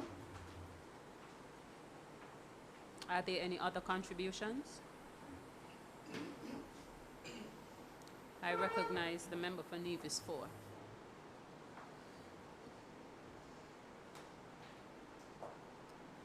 Thank you, Madam President. Just briefly, I would like to add that really it is only possible for us to be here today because of the vision and the foresight of the government of the day back in 1984 which happened to have been the Nevis Reformation Party, to put such a strong legislative framework in place. And I think that framework having been put in place is a testament to the focus on how the people of Nevis could back then and still today benefit from the financial services sector. Madam President, if it were not for this Honourable House, where the elected representatives of the people of Nevis could come to chart a course for the people of Nevis, who knows where we would be today. In this Honourable House, we have done great things. I haven't been on the government side yet, but great things have been done in this Honourable House that have stood the test of time. And I do believe that having such an opportunity here, where we can pass the necessary legislation to determine the future of Nevis, is fundamental to the ongoing development of Nevis. And so, Madam President, I would just want to say briefly that we must not underestimate what we can and cannot do in this House. And we ought not look elsewhere for the legislative framework to determine Nevis's future development. And I just want to make reference, for example, to the Special Sustainability Zone legislation. And we in Nevis are still hopeful that the decisions made would be ultimately for the best interest of the people of Nevis. Madam President, we have said it many times that we must minimize our vulnerability to external jurisdictions. I repeat that here today, because back when the financial services sector was established, of course, the regional and international regulations were not as demanding as they are now. And of course, we would want to be able to stay and to develop and grow this sector.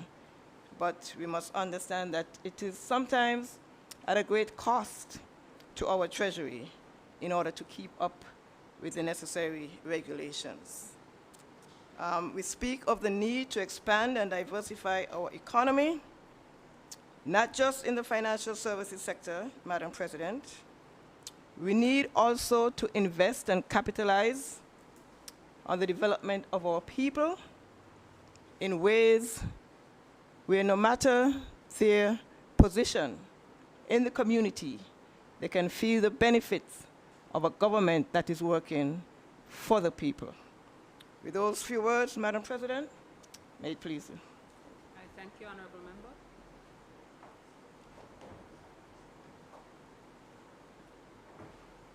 If there are no other contributions,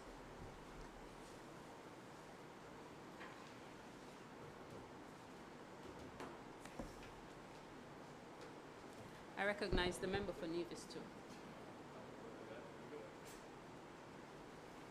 Madam President, I rise to wind up the very brief debate on this bill, the short entitled Nevis Business Corporation Ordinance Amendment Bill 2025.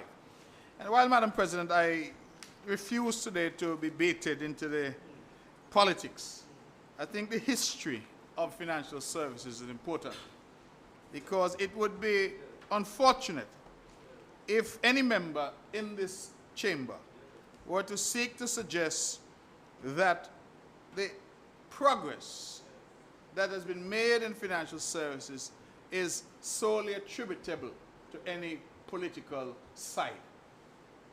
It is true, and a matter of fact, that the very first bit of legislation passed to start this sector was way back in 1984, the Nevis Business Corporation Ordinance. And indeed, an NRP administration led by our national hero, Sir Simeon Daniel, as Premier, was in charge of the affairs of Nevis then. I have acknowledged that numerous times in this House, Madam President. And one may sometimes, when we listen, particularly to the member for number 4, be of the view that that is all that has happened in financial services. Nothing has happened since 1984. That would be grossly inaccurate. In fact, the record will show that in 1984, a monopoly was granted by the then government to one service provider. Now, I am not going to stand here and question that. They must have known why they did it at that time.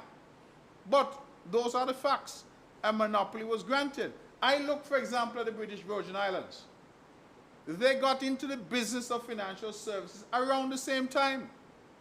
If my memory serves, they too entered this sector in the early 1980s. But the BVI were not as constrained. Or let me put it differently, they did not constrain themselves in the same way.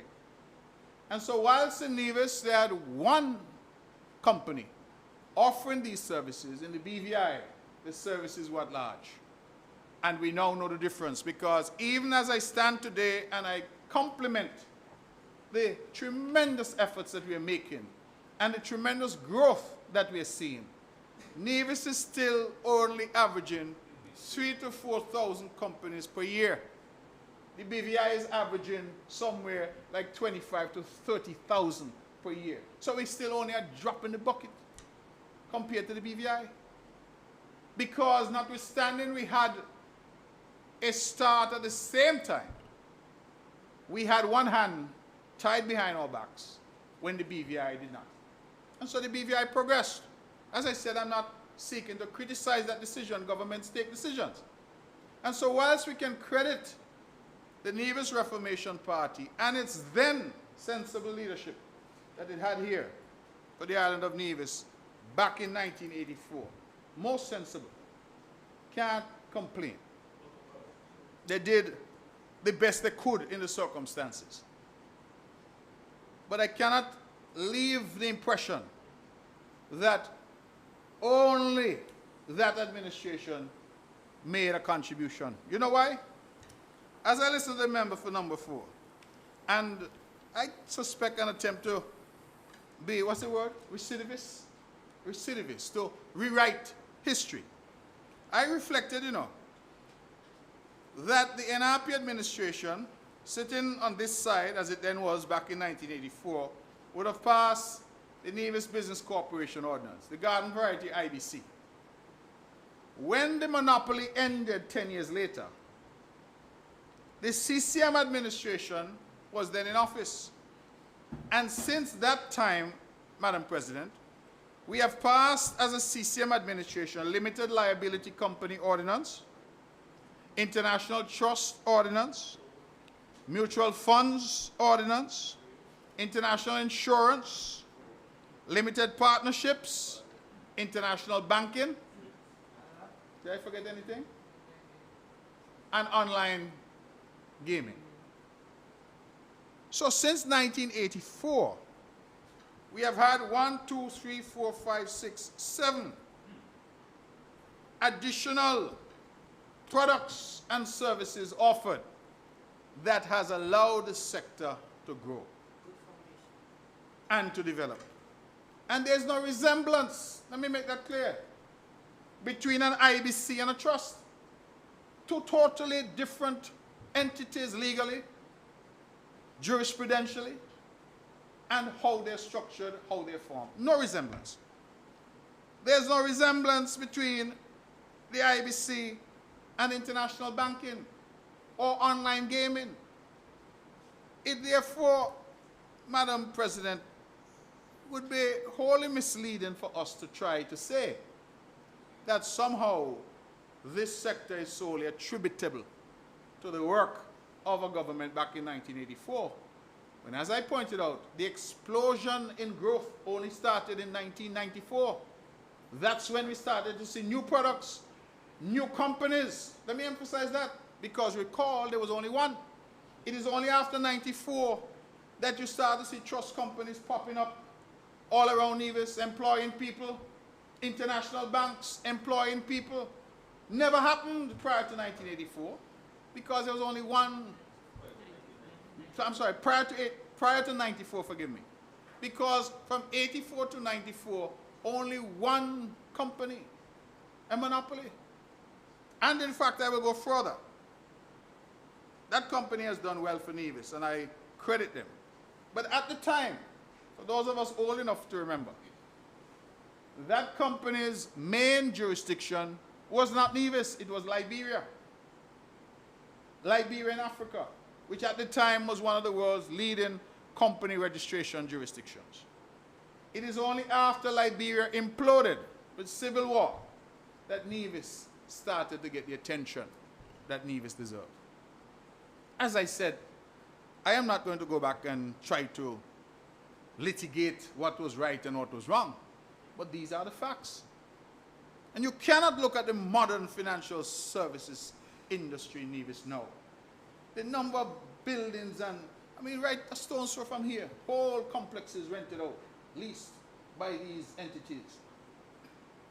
Companies, lawyers who are in the business, trust companies, registered agents, so many young professionals, employed accountants. How could that have happened? Were it not for the vision, were it not for the innovation of the concerned citizens movement in government.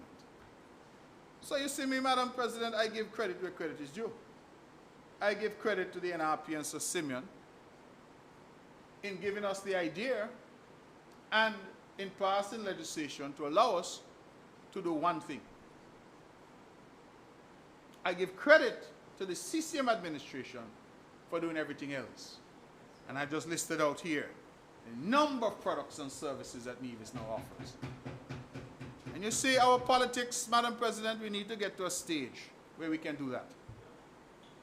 We need to get to a stage where we can say, yes, Tom did A, but let us also give B credit for doing B, C, D, E, F, and G.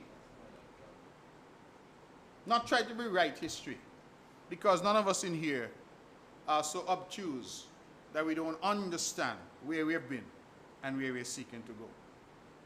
And so I credit everybody who has contributed to building this industry. And I said I wasn't going to get too political, so I will leave that there. The good member at number 4 as well, I think a little tongue-in-cheek, because the member is trying, member seems to be consumed with SSZ. I got a joke the other day, Madam President. Somebody said, poor ABC feel jealous. ABC not getting any attention at all. It's just SSZ. 2 S's and a Z. I am just suggesting to the good member for number 4 that talking about what this house can do and what this house cannot do may make for headlines out there, but has no relevance unless it is grounded in our Constitution. Sometimes, again, when I hear people who should know better speak, they give the impression that this house can do all things. We just need to come in here and pass legislation, forgetting that this house is constrained constitutionally. The Constitution sets out what we have power over and what we do not have power over. And there will be times, whether we like it or not, that the federal parliament becomes relevant because of the constitutional remit of that assembly. It is that simple. So the constant reference to Nevis and Nevis must come in the house and do this. We can't come in the house to do something that is illegal.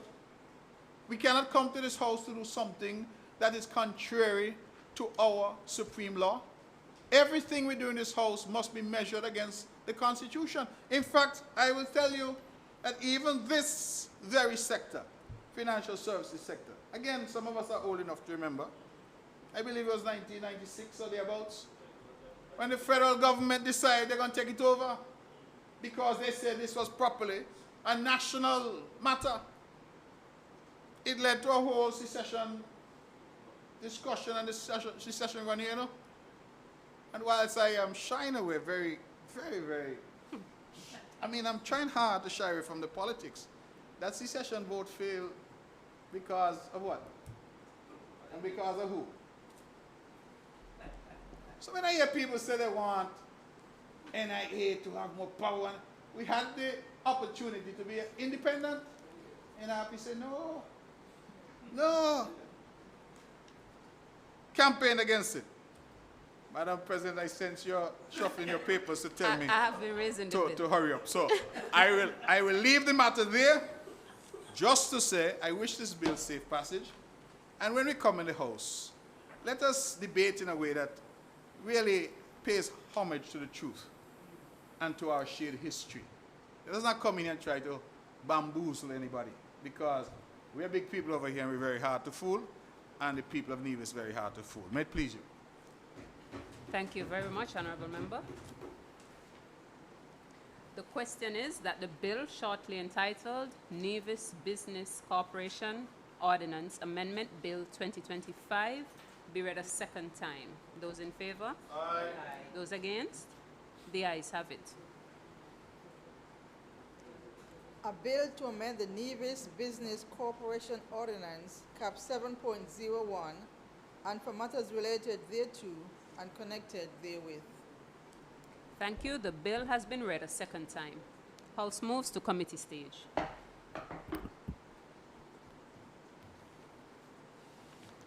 Sections 1 through 4.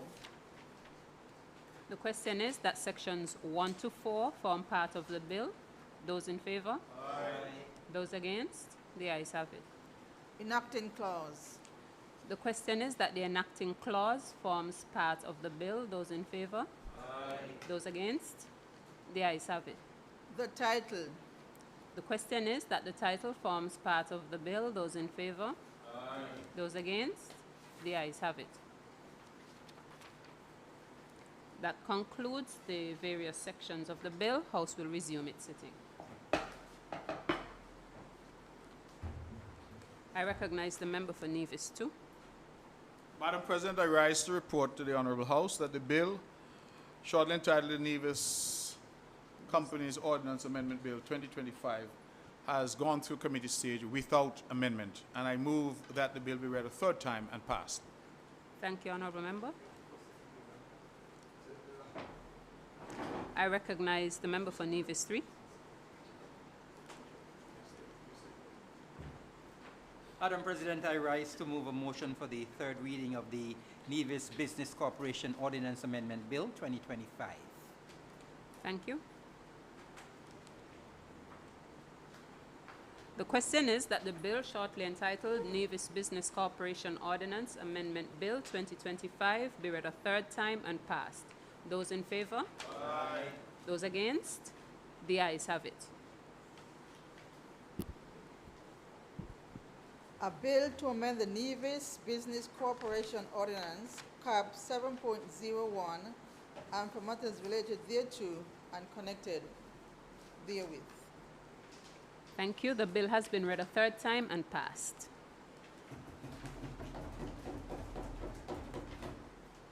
Adjournment. I recognize the member for Nevis 3. Madam President, I rise to move a motion for the adjournment of this Honourable House, sine die. Recognize the honourable nominated member. Madam President, I second the motion.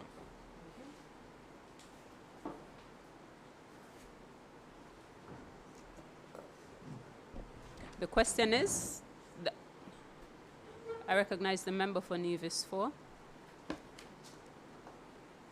Sorry, Madam President, the desk is a little heavy. Madam President, I rise on the adjournment for two brief comments, really.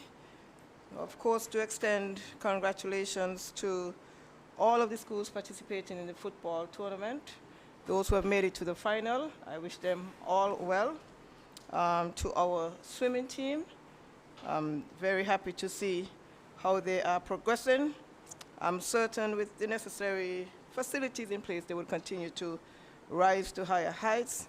And of course, to all of the fishers, Madam President, as we celebrate Fishers Month, I'm definitely an advocate for the blue economy and for modernizing our fisheries infrastructure and helping to grow our economy based on that sector.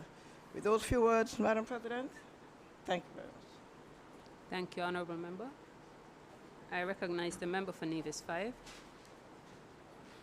Madam President, I rise briefly on the adjournment just to extend congratulations to young Erin Herbert of Cotton Ground, who recently graduated from the University of the West Indies, Trinidad, with a Bachelor of Science degree in electronic engineering. Madam President, his achievement is indeed very outstanding. I think it not only reflects academic excellence, but also dedication, discipline, and perseverance. Erin's success is something that perhaps is a testament of the strength and resilience of the young people, the young scholars of Nevis, who are pursuing studies and who continue to pursue studies throughout universities across the world, Madam President. I hope that his achievements certainly would serve as an inspiration to all young people and to everyone that it is important to work hard, it is important to stay committed and to have faith and to continue to believe in yourself and always strive to reach for excellence. Madam President, I wish to also extend congratulations to the St. Thomas's Primary School football team for advancing to the semifinals in the St. Kitts and Nevis and Anguilla National Bank sponsored primary school football tournament 2025. Finals. Yes, finals, thank you. I certainly wish the team great success in the finals, and I look forward to a repeat of last year's performance, Madam President, as well as results. On a more solemn note, Madam President, I wish to take this opportunity on behalf of myself, my constituency, and my family to offer condolences to the family of the late Sharina Pemberton Forbes. I note, Madam President, that her passing has indeed made an impact on all of us. Sharina was someone who I knew personally, and I must say that she will be deeply missed, and so I offer condolences to her entire family, that is the Pemberton and the Forbes family, Madam President. May it please you. Thank you, Honourable Member. I recognize the member for Nevis 2. Madam President, if I'm allowed a word on the adjournment, I too would like to extend condolences to the family of Sharina. Sharina, in fact, is a cousin of mine, and her dad was from Brownhill. Charles, we call him Woogsy. I have been in close contact with him. I want to extend condolences to her family, her husband, and the 3 boys I gather that she has left behind. I also want to take the opportunity to extend condolences to others who would have suffered, including my very, very dear friend, family of my dear friend, who I only learned yesterday passed away, Euclid Sadler. We refer to him as Judge. And now that he has passed away, I think I can say publicly that he made some of the best Hammond in Nevis. And so we would have lost someone who was a cultural icon who contributed tremendously to life and times of Brownhill. I want to extend my condolences to his wife and his entire family. We will miss Judge very much. And as I said, he was my friend. I was actually traveling abroad and only came back yesterday evening when I heard that he had passed away. And so I would like to use this opportunity to extend my condolences to his family as well, and indeed to all others who might be mourning. I feel a little heavy-hearted because I would have liked to congratulate the Ivor Walters Primary School on reaching to the finals, but I'll have to work with the member for number 3 and the member for number 5 and say congratulations to Gingerland Primary, which I can also claim. I spent a little time there, Joyce and Liebert, and of course to the St. Thomas's Primary School. And really to commend the Honourable Troy Liebert, the senator who's here, because under his watch we have really seen a resurgence of football. I never thought, Madam President, that football could attract the kind of crowds and the excitement that I am seeing. I've been to, I think, 1 of the games or 2, and I was very surprised. Cricket normally is Nevis' sport, but football is really attracting a lot of attention. And I think that is kudos to the minister and his team, and I commend them publicly. Let me also commend young Mr. Herbert, the member for number 5, quite properly, because he's a youngster from Cotton Ground, I believe, who would have just graduated as an engineer from the University of the West Indies. I was hoping the good member for number 5 would have also said thank you to the initiative from the government, because he was the first recipient of a scholarship from NEVLEC. And so NEVLEC provided the financial support. Of course, NEVLEC didn't sit his exams for him. So we understand that it is through his application and diligence and hard work. But I think sometimes, Madam President, that we have a lot of people who have the ability, but what they don't get is the opportunity. And this government has really made it a policy that we are going to try to support as many of our young people as possible for the opportunity for tertiary education, the opportunity for training. And young Mr. Herbert is just the latest example, successful example of that. Whether it's the Earth University, whether it's the NEVLEC scholarship, whether it's the MUA scholarship, whether it's the financial assistance that we've given now, I think over the last 6-7 years, over 153 students have benefited. We are building out the human capacity on the island. And so I commend Mr. Herbert because he has performed well. In fact, when I saw the news, I was surprised that 3 years had gone by, because I recall being there when he received the scholarship from NEVLEC. And the time really has flown by. He did not waste his time. He did not bury his talents. He went and he performed. And so kudos to him and to his family, but kudos also to all those other young people who are making that decision to take advantage of the opportunities that are there for them to advance themselves. And I keep making the point, Madam President, I will sit down now, but I keep making the point that we ought not to allow these opportunities to go begging. Young people out there, if you all are listening to me, do not allow these opportunities to go begging. The reason I say that, imagine now young Mr. Herbert and others like him are going to come back here to start to work. And if the scholarship did what it was supposed to do, they would have no student debt. Means that his first check is his money. He doesn't have to go and pay bank, Development Bank, National Bank, or who bank for any student debt. You know what kind of boost that gives him? And if you compare him to his colleague who borrowed money to do the same degree, when they come back and they start to work, his colleague is in a far worse position. And so I keep encouraging our people, please, please, take advantage of these opportunities. There's nothing that bothers me more, Madam President, when I see opportunity going begging. That young people here are not grasping, because I reflect that when I was a youngster, so many of my colleagues, I was fortunate I got a scholarship, but so many of my colleagues who were equally as able or more able were not so lucky. And when I see the number of opportunities now, and people aren't grasping them, and that's why I stood, I said, let me lend my voice to commend Mr. Herbert, because he's an example of someone who got the opportunity, grabbed the opportunity, and now he has a bright future ahead of him as an engineer. In fact, I'm told that he might already be employed at NEVLEC. That is true, madam? He might be employed at NEVLEC. So NEVLEC not only provided the opportunity, NEVLEC said, come, we need you. And I think that is how we need to start to look at our development. How do we empower our people? And how do we position our people so that a youngster like Mr. Herbert doesn't have to look overseas for an opportunity? He can look right here in Nevis and be here with us to help us build Nevis. So, those few words, Madam President, I thank you for the opportunity and certainly the adjournment. So we look forward to the adjournment. Thank you. Thank you, Honourable Member. Are there any further contributions on the adjournment? If not, the question is that this Honourable House stands adjourned. Sign at aye. Those in favour? Aye.